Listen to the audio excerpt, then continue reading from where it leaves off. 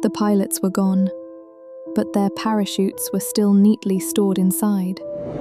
On the morning of August 16th, 1942, during the height of World War II, the US Navy blimp L-8 drifted erratically from the sea, coming ashore at Ocean Beach, California. Fishermen were the first to reach it, and when they looked inside the control car, they found it was completely empty. But the blimp was too powerful for them to hold. It tore free from their grasp, hit a cliff, and one of its 325-pound depth charges fell off. Lightened by the loss, the blimp shot back into the sky, finally coming to rest in the middle of a suburban street in Daly City. Authorities rushed to the scene, but they found a craft that was perfectly airworthy. The two-man crew had simply vanished. An investigation of the gondola only deepened the mystery, revealing a scene of eerie normalcy. The cabin door was latched wide open. 3 parachutes and an inflatable life raft were in their proper places, untouched. There were no signs of a fire, an enemy attack, or even a struggle.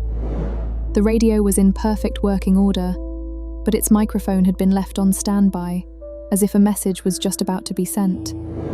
The only things missing were the crewmen themselves and their yellow life jackets, which they were required to wear.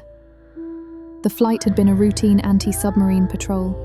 The pilot, Lieutenant Ernest Cody, and his co-pilot, Ensign Charles Adams, were both highly experienced airmen. Their last radio message, sent at 7:42 a.m., reported they were investigating a suspicious oil slick on the water below. They were seen circling the slick.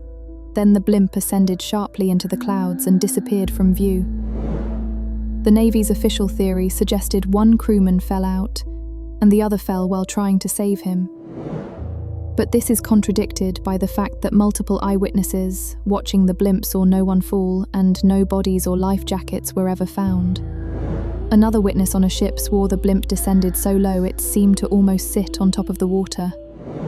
This was directly contradicted by the Navy's inspection, which found a layer of undisturbed dust, offering almost positive proof that the L-8 had never once touched water. No bodies were ever found, no distress call, not even a single trace of the 2 missing men.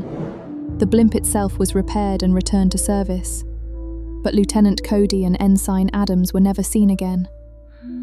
They flew out over the ocean on a routine mission and simply vanished, leaving behind an open door, a silent radio, and a ghost ship that flew home by itself.